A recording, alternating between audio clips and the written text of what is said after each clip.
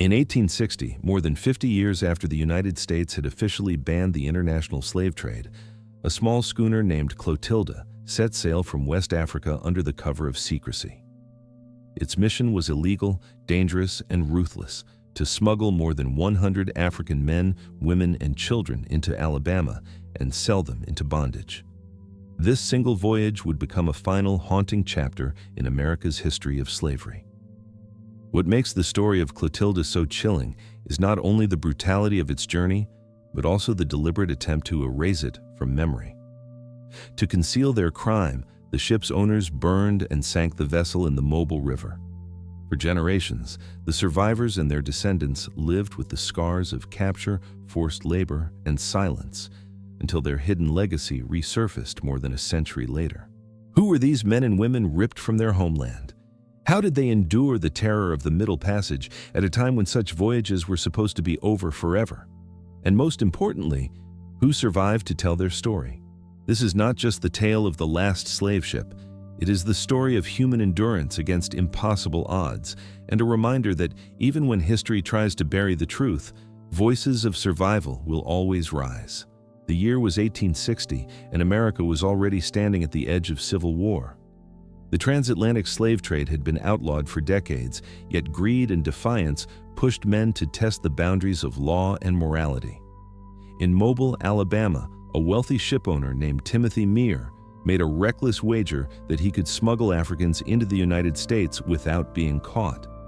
That wager birthed the voyage of the schooner Clotilda. From the shores of present-day Benin, more than 100 men, women, and children were captured and forced aboard the vessel. Torn from their villages, families shattered, they faced the ocean in chains, their cries drowned by the sound of waves and timber groaning under the weight of human misery. This was supposed to be a relic of the past. The Middle Passage had ended, but for these captives, the nightmare had returned. The voyage itself was cramped and suffocating. Shackled in the dark belly of the ship, the captives endured hunger, thirst, and disease. Many whispered prayers in their own languages, clinging to fragments of identity while stripped of freedom. After weeks at sea, the coast of Alabama appeared on the horizon, not as salvation, but as the beginning of another captivity. To conceal the crime, the Clotilda was burned and sunk in the Mobile River. Its charred bones lay hidden beneath the waters, but the people it carried could not be erased so easily. They were sold into slavery, scattered across plantations, yet they remembered who they were and where they came from. Among them was a young man named Cudjo Lewis, who would later become the last known survivor of the Clotilda. For decades, Cudjo and others who shared his fate worked the soil of Alabama under harsh masters. But even in bondage, they preserved fragments of their language, their traditions, and their longing for home. When freedom finally came after the Civil War, these survivors chose not to scatter, but to build something of their own. On land purchased near Mobile, they founded Africatown, a community where they could live by their own customs, speak their own tongues, and pass on their memories to their children. Yet, survival did not erase the scars. They spoke of being torn from Africa, of watching their homeland disappear over the horizon, of the betrayal that delivered them into American slavery long after it was supposed to have ended.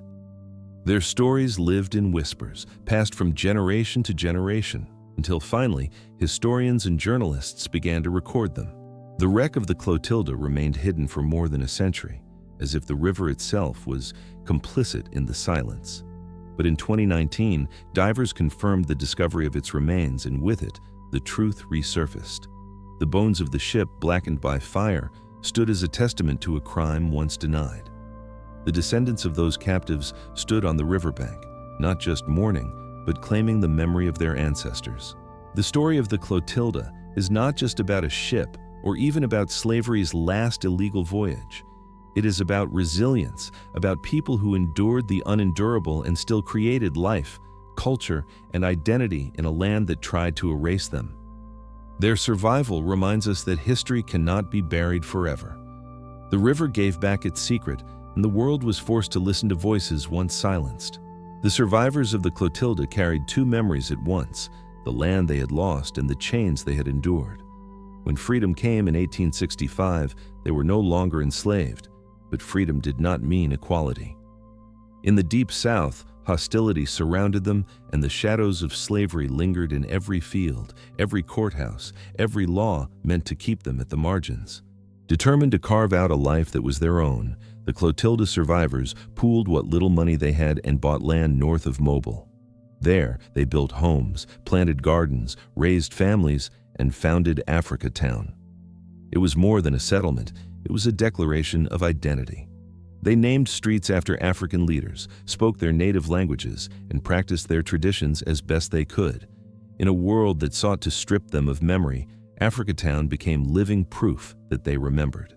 Cudjo Lewis, born Oluwale Kasola in West Africa, became the voice of this story. Into his old age, he told visitors of the night he was captured, of the endless sea, of the sorrow of losing his homeland. His words, later recorded in Zora Neale Hurston's Barracoon, became a bridge between centuries. Through him, the anguish of the Middle Passage was not a distant tale, but a living memory. The people of Africatown faced poverty and discrimination, yet they clung to pride. They built schools and churches, ensuring their children knew who they were and where they came from. They labored in sawmills and fields, but in their homes, they told stories of Africa, reminding each generation that they were not just former slaves, but descendants of kings, farmers, and families stolen from across the ocean. As the decades passed, the wreck of the Clotilda remained hidden, a ghost in the river. Some doubted it ever existed, dismissing the survivors' accounts as myth. But the people of Africatown knew better. They had walked in the footsteps of those who disembarked from that ship. Their very existence was proof. When researchers finally confirmed the discovery of the Clotilda's remains in 2019, it was more than an archaeological victory. It was justice. The river could no longer conceal what men had tried to erase.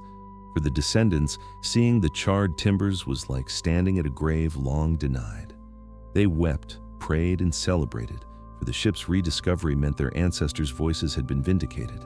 The story of the Clotilda is heavy with betrayal. Betrayal by those who captured the Africans, betrayal by the smugglers who defied the law, betrayal by a nation that claimed freedom yet tolerated slavery's shadow. But alongside that betrayal stands something stronger: survival. Against every attempt to silence them, the survivors of the Clotilda lived, remembered, and left behind a legacy.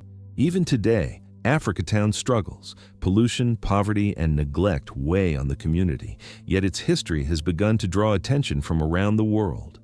Visitors walk its streets, see its churches, and listen to the stories of descendants.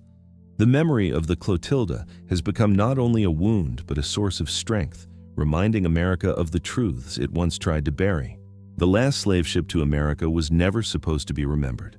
Its voyage was a crime carried out in darkness, hidden by fire and water. But history has a way of resurfacing, just as the ship itself did.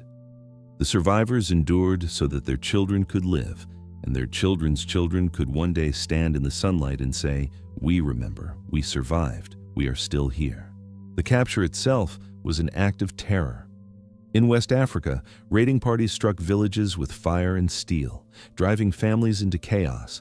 Children were torn from their mothers, husbands from their wives, entire communities shattered in hours. Those seized in the raid that fed the Clotilda were marched in chains to the coast, their wrists bound, their feet raw from days of walking. Each step carried them further from the life they knew, toward a shore they would never forget.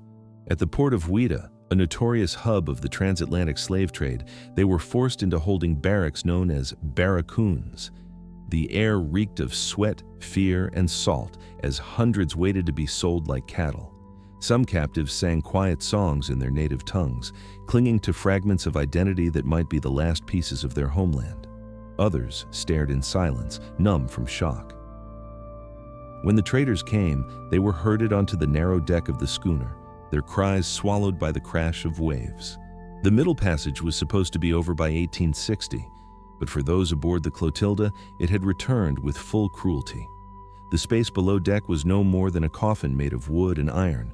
Men and women lay packed shoulder to shoulder, unable to stand, their skin pressed together, their breath mingling in the suffocating dark. Buckets overflowed with waste, rats scurried across bodies, and every cough threatened an outbreak of disease. Night was the worst. With nothing but the creak of the ship and the sting of chains, despair hung heavy. Some prayed aloud, invoking ancestors to protect them. Others whispered of escape, though the endless sea offered no refuge. The youngest cried for mothers who could not comfort them. Days blurred into weeks, time measured only by the groans of the dying and the shouts of the crew. When the coast of Alabama came into view, it did not bring relief. The enslavers knew their crime was grave, and so they plotted to erase the evidence. After unloading their human cargo under cover of night, the crew set the Clotilda ablaze. Flames licked the mast, smoke rose into the humid air, and the ship that carried stolen lives slipped beneath the river, leaving behind only ashes and silence. The captives were sold in secret, scattered to plantations across Alabama. Yet, unlike many who had been enslaved generations earlier, they carried fresh memories of freedom.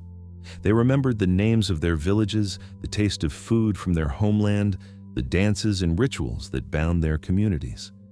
Though enslavers stripped them of liberty, they could not strip them of identity. That memory became a quiet form of resistance. Among them, Cudjo Lewis stood as a living archive. He never forgot the night of capture, the storm of fear, or the chains that bound him in the dark hold. Even after decades in America, his speech carried rhythms of Yoruba, his stories laced with African imagery. To the world outside, he was just another freedman. But to those who listened, he was a witness to the final chapter of a centuries-old horror.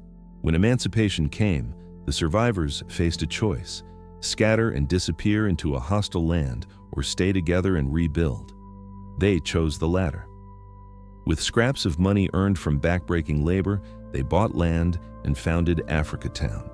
Here, they planted gardens reminiscent of African crops, held festivals in their old traditions, and raised their children with stories of a homeland far across the sea. Africatown was both a refuge and a reminder. Though stolen, they remained unbroken. Zora Neale Hurston visited in the 1920s, sitting with Cudjo Lewis under the shade of trees as he recounted his life. Her manuscript Barracoon captured his words as he told of being captured, of crossing the ocean, of being enslaved, and of carving out a community in freedom. Though the book remained unpublished for decades, it preserved a voice history had tried to silence. The descendants of the Clotilda carried these stories forward, generation by generation. Even when outsiders doubted, they held to their truth. They knew their ancestors had come not centuries ago, but within living memory, and they knew the river held a secret that one day would be found. When divers finally confirmed the wreck in 2019, it was as if the river itself had spoken. The charred beams of the ship lay buried in mud, scarred by fire but undeniable. Standing at the site, descendants felt the presence of their ancestors. Some wept quietly, others raised their voices in prayer. It was not just the discovery of a ship, it was the vindication of memory, the resurrection of a story too important to be forgotten. The tale of the Clotilda forces us to confront uncomfortable truths. Slavery did not end cleanly with laws. It lingered in secret voyages, in hidden crimes, in attempts to bury evidence. But just as fire could not consume the ship, silence could not consume the memory. The survivors endured, and their descendants now stand as living proof. The last slave ship to America was meant to vanish without a trace. Instead, it has become a beacon. Its story challenges us to remember, to honor those who survived, and to reckon with a past still echoing in the present. Life in Alabama was a second captivity, even after emancipation. For the survivors of the Clotilda, freedom did not erase poverty, nor did it guarantee justice. They were strangers in a hostile land, speaking languages few could understand, carrying customs that outsiders mocked or dismissed. Yet within themselves, they carried Africa, and that became their strength. In Africatown, homes rose from the red earth, built by calloused hands that once labored unwillingly in cotton fields. Families grew yam and okra, crops that reminded them of the soil they had left behind. On Sundays, voices lifted in songs that mixed African rhythms with new words of Christian hymns, forming a music unlike anything Alabama had ever heard. Children played in dusty lanes, their laughter echoing against the pine woods, while elders sat in circles telling stories of kings and ancestors who ruled across the sea. But the outside world did not leave them in peace. Racism and segregation cast long shadows, and opportunities were scarce. Many men worked in the nearby mills, their lungs filled with dust, their backs bent from endless hours.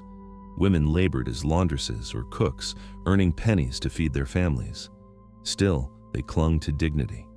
They wore bright headscarves and beads that echoed their homeland, declaring silently, "We are not what you tried to make us. We are who we have always been."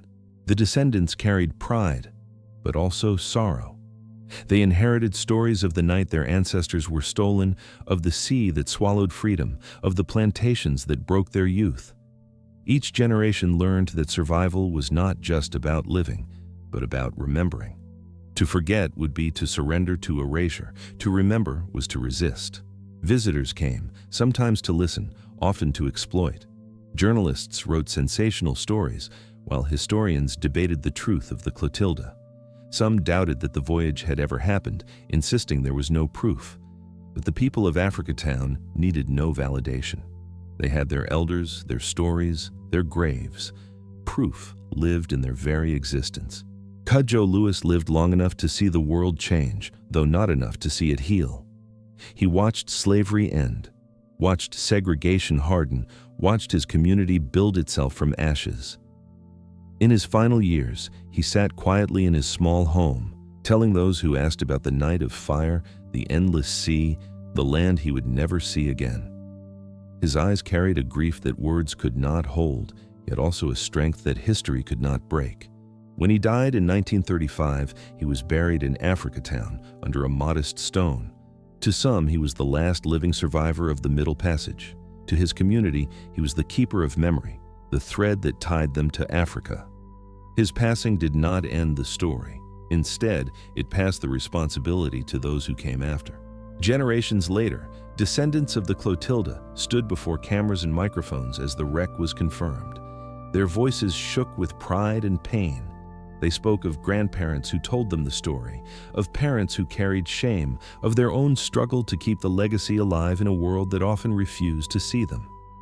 For them, the discovery was not just archaeology. It was recognition. The Clotilda had been meant to disappear, its ashes lost in the river's mud. But like the people it carried, it refused to be silenced. Its charred timbers, pulled from the depths, spoke louder than any document or law. They declared that the last crime of the transatlantic slave trade had happened and that its victims had endured. The legacy of the Clotilda lingers in Africatown, in the graves of its founders, in the songs of its churches, in the faces of their descendants. It lingers in the river that once tried to hide the truth and in the ship that rose again to tell its story. It lingers because survival is more powerful than silence and memory more enduring than fire. The last slave ship to America carried pain across the ocean, but it also carried voices that would never die. Time moved forward, but Africatown remained a place caught between memory and neglect. The descendants of the Clotilda lived in modest houses, sent their children to local schools, and worked in factories that ringed the community. Industry brought jobs, but also pollution. The air carried the sting of chemicals, and the soil grew heavy with toxins. Yet, in spite of poverty and illness, the community endured because endurance was in their blood. For many years, the wider world seemed uninterested in their story. History books rarely mentioned the Clotilda, and when they did, it was often in footnotes or whispers. But within Africatown, elders continued to tell it. In churches, during family gatherings, in the quiet of night, the tale of capture and survival was passed down. Each child grew up knowing that their ancestors had crossed the ocean not by choice, but in chains, and that surviving those chains was an act of defiance. By the late 20th century, the descendants began to organize. They formed cultural groups, held festivals, and built small museums to honor their ancestors. Scholars and activists visited, listening to the voices of a community that refused to vanish. Journalists wrote articles that reignited interest, and slowly, the world began to look closer at the hidden truth buried beneath Alabama's rivers. In 2018, divers exploring the Mobile River found what appeared to be the remains of an old wooden ship. The beams were blackened, the structure partially destroyed, but the dimensions matched what survivors had described. A year later, the discovery was confirmed. The Clotilda had been found. The news spread quickly, sparking headlines across the world. For the descendants, the moment was overwhelming. Some cried as if a wound had been reopened. Others prayed, thanking their ancestors for guiding the truth to the surface. Standing at the river's edge, they saw not just charred wood, but the vessel that had carried their history, the silent witness to their people's greatest trauma.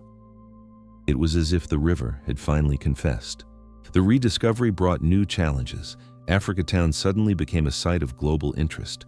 Tourists arrived, scholars rushed in, and cameras crowded streets that had long been quiet. Some feared exploitation, worried that their ancestors' suffering would be turned into spectacle. Others embraced the attention, believing it was time the world listened. Today, Africatown stands at a crossroads. It remains a community burdened by poverty and pollution, yet it also carries a history more powerful than monuments. The descendants push for recognition, for museums, for memorials that will honor their ancestors properly. They speak at conferences, attend ceremonies, and remind the world that they are not relics of the past, but living witnesses to its legacy. The story of the Clotilda is no longer hidden in the mud of the river. It lives in documentaries, in books, in the voices of descendants who demand justice. It lives in the questions that echo whenever people stand before the wreck. How could such cruelty happen so late after the trade was outlawed? Why was it buried for so long? And what do we owe to those who survived it? The answers are not simple, but the story itself is undeniable. The Clotilda was the last slave ship to America, and its captives endured both the ocean and the fields of Alabama. They turned survival into legacy, suffering into memory, silence into song. Their lives remind us that history cannot be erased, no matter how deeply it is buried. And as their descendants continue to walk the streets of Africatown, they carry more than the weight of the past. They carry the proof that survival is the greatest form of resistance. Among the many who stepped off the Clotilda into the darkness of Alabama, one figure became a symbol for all: Cudjo Lewis, born Oluwale Kasola. He had been a young man in West Africa, living in a village where family ties and traditions shaped every part of life. One night, raiders descended, burning homes, killing neighbors, seizing the strong and the young. Kasola was bound in chains, forced to march to the coast, and caged in the barracoons until the ship arrived. On the Clotilda, he remembered the cries of his people, the heat of bodies pressed against one another, the fear that sleep might mean never waking again. Yet, he survived. When sold into slavery in Alabama, he worked long days in the fields, carrying memories of his homeland with every swing of his hoe. After the war ended, when freedom was finally declared, Kasola did not abandon his identity. He bought land with his fellow survivors and helped found Africatown. He was not alone. Women such as Abach, renamed Sally Smith, also carried their stories across the ocean. She was a teenager when captured, separated from her family, and forced onto the ship. In Alabama, she bore children, raised them in the midst of hardship, and became one of the mothers of Africatown. Through her lineage, the memory of Africa endured. Other survivors included men like Gumpa, nicknamed Charlie Lewis, who worked in sawmills after emancipation. Though his back bent under the labor of industry, his heart remained tied to his homeland. In the evenings, he and others told stories in their native languages, making sure that their children, though born in America, knew they came from across the sea. These individuals were more than victims. They were culture bearers. They brought with them knowledge of farming, of healing, of music. They turned scraps of land into gardens that yielded food their neighbors did not recognize. They made drums, sang songs, and performed dances that carried the rhythm of Africa into Alabama. Even in a land that tried to erase them, they built a bridge to their origins. Cudjo Lewis lived the longest. In his old age, visitors came to sit with him. Some came out of curiosity, others to learn. He spoke with sorrow but also with dignity, describing the night of his capture, the horror of the voyage, and the struggle to survive. "We never forget where we come from," he told them. His words were later written down, ensuring his voice would echo long after he was gone. When he died in 1935, people said the last living link to the transatlantic slave trade had passed, but in truth, his story remained alive in Africatown. The people carried his memory, his words, his witness, and when the Clotilda was found decades later, his testimony was confirmed by the very bones of the ship itself. Through these lives, the story becomes more than history. It becomes human. It is the face of a young man torn from his village, the voice of a girl crying in the dark hold of a ship, the hands of a woman planting seeds in foreign soil, the heart of a community building life from ashes. The last slave ship did not just carry captives, it carried storytellers, builders, mothers, fathers, dreamers. And though they arrived in chains, they left behind a legacy far stronger than the men who enslaved them could have imagined. By 1860, the transatlantic slave trade was officially over. Britain had abolished it more than half a century earlier and patrolled the seas with warships to intercept smugglers. The United States had outlawed the importation of slaves in 1808, though domestic slavery remained entrenched. Brazil and Cuba still clung to the trade, but even there, international pressure mounted. In most of the Atlantic world, the Middle Passage was meant to be a memory, not a living wound. Yet in Alabama, greed and arrogance found a loophole. Timothy Meare, a wealthy businessman, saw the law not as a barrier but as a challenge. He boasted he could bring enslaved Africans into the country without being caught, daring the government to stop him. His words were more than pride, they were a wager against humanity. The Clotilda became his instrument.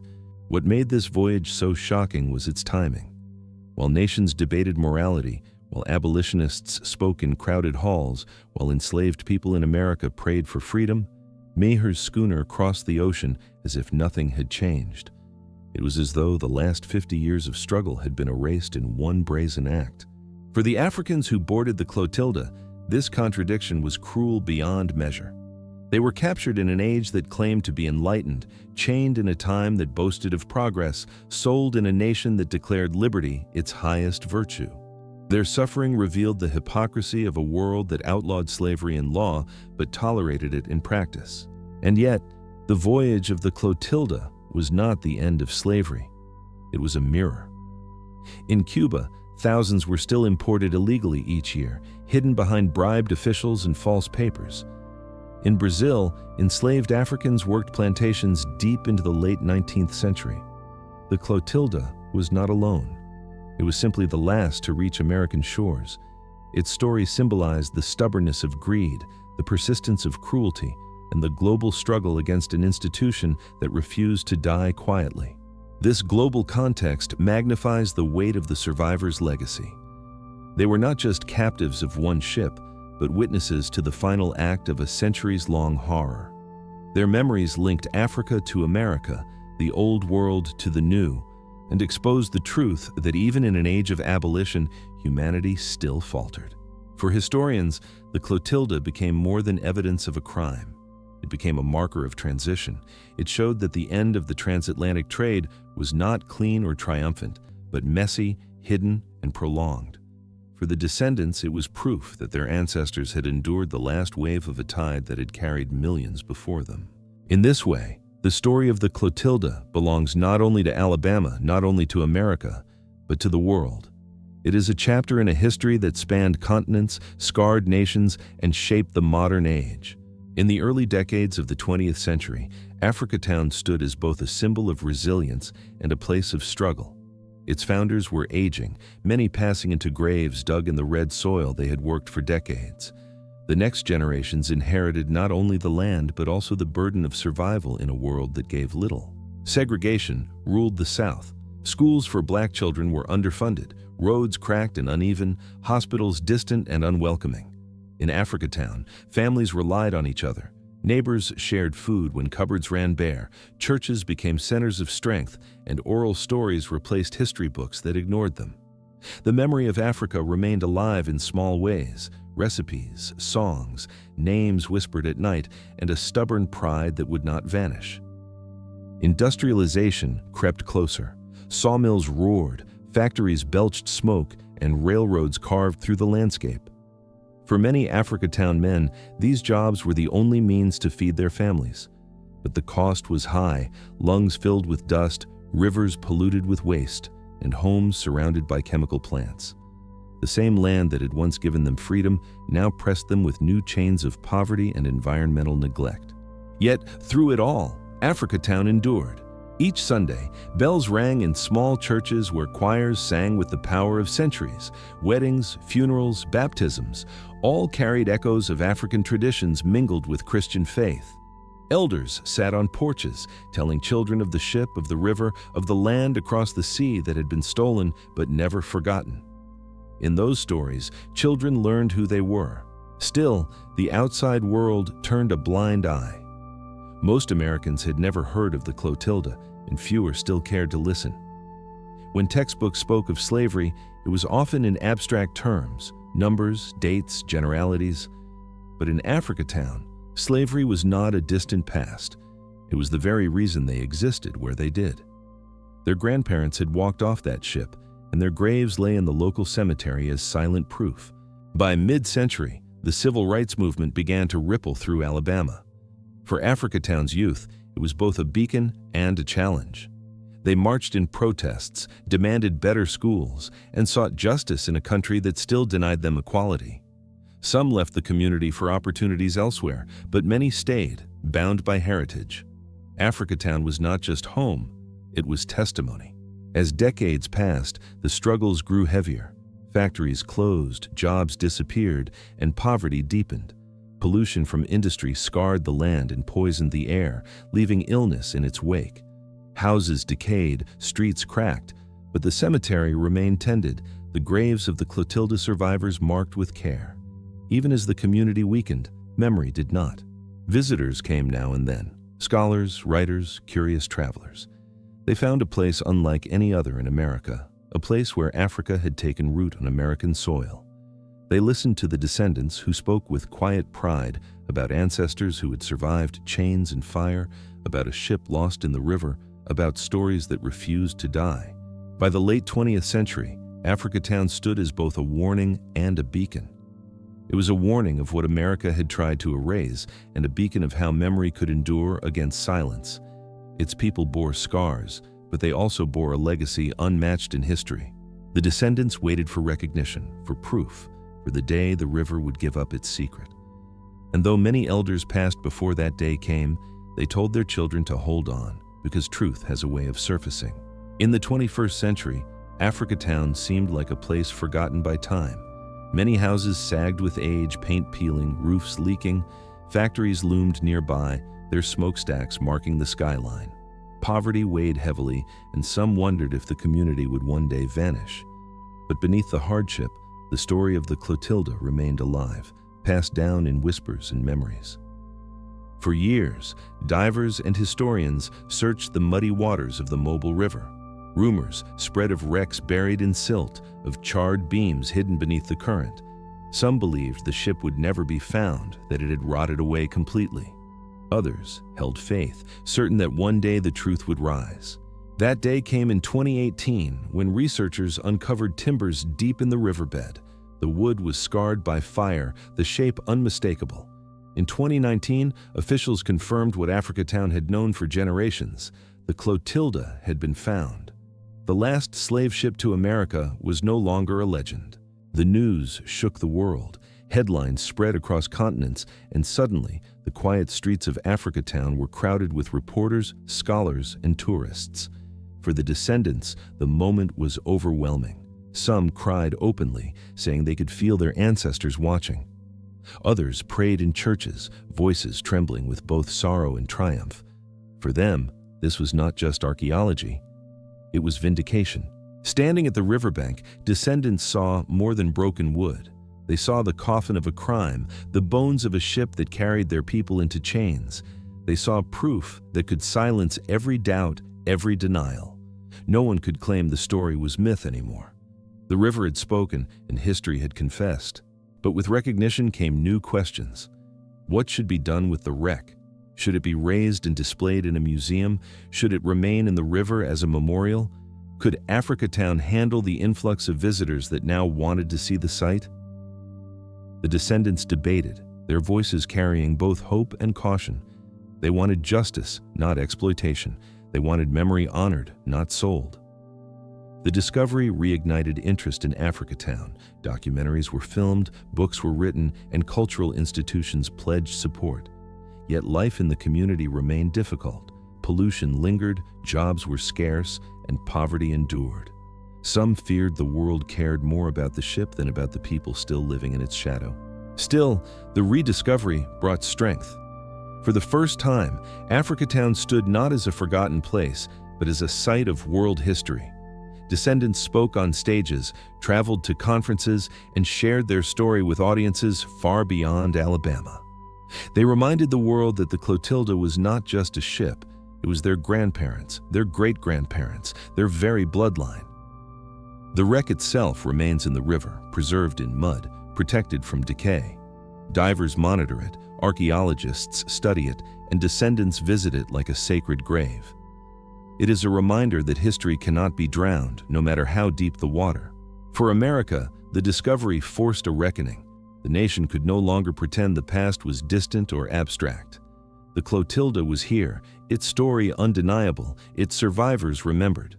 For Africatown, it was a chance to demand recognition, resources, and respect long denied. For the world, it was a lesson that even the darkest crimes will eventually surface, demanding to be acknowledged. The last slave ship to America was meant to be erased. Instead, it has become a monument. Its survivors turned suffering into survival, survival into memory, and memory into a legacy that refuses to die. Today, Africatown faces a future heavy with both burden and possibility. On one hand, it remains scarred by poverty, by pollution, by decades of neglect. Many homes stand empty, and young people often leave in search of better opportunities. On the other hand, it holds something no other place in America can claim: a direct, living connection to the final chapter of the slave trade. That legacy has the power to transform Africatown into a center of history, memory, and healing. Descendants push for museums, memorials, and cultural centers. They dream of schools where children can learn not only math and science, but also the languages and traditions their ancestors carried across the ocean. They imagine festivals that celebrate both Africa and America, music and food that honor a blended heritage. They want Africatown to stand not as a symbol of pain alone, but as a beacon of resilience. Yet, questions of justice remain. Should the descendants receive reparations for what was stolen from their ancestors? Should the government provide resources to rebuild Africatown, to clean its air and water, to restore dignity long denied? These questions hang unanswered, but they cannot be ignored. The discovery of the Clotilda has forced the world to listen, and the voices of descendants are louder than ever. The wreck still rests in the river, guarded by mud and water, its beams scarred but unbroken. Like the people it carried, it endures. It speaks without words, telling every visitor that history cannot be hidden forever. It reminds us that greed and cruelty tried to erase it, but survival and memory proved stronger. The last slave ship to America was never meant to be remembered. Its owners burned it, sank it, buried it in silence. But the descendants of its captives carried the story, and the river gave back the evidence. Together, they turned erasure into remembrance. Now the question is not whether we will remember, but how. Will we honor the survivors as more than victims, as builders of community, as keepers of culture, as ancestors whose blood still flows in living veins? Will Africatown rise again, not just as a reminder of slavery's cruelty, but as a monument to human endurance? The answers will come in time, but one truth is already clear. The Clotilda did not carry defeat across the ocean. It carried survival, and survival, passed down through generations, has become legacy. That legacy belongs not only to Africatown, not only to America, but to the world. The story of the Clotilda is more than history. It is a warning, a lesson, and a call to remember. The ship was meant to vanish, but it endures. Its survivors were meant to be silenced, yet their voices still speak through their descendants. Their legacy reminds us that truth always rises, no matter how deep it is buried. If you believe these forgotten stories must be told, if you want more voices of survival and resistance brought to light, then join us. Like, share, and subscribe to slavery's dark past so that history's silence can never return. Together, we can make sure the world remembers.